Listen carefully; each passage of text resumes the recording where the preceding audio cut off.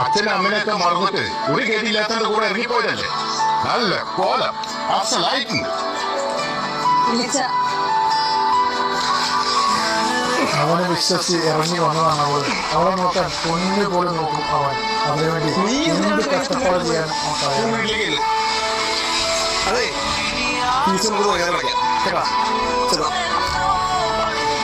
അവളെ പഠിപ്പിക്കാൻ വേണ്ടിയുള്ള കഷ്ടപ്പാടാണ്.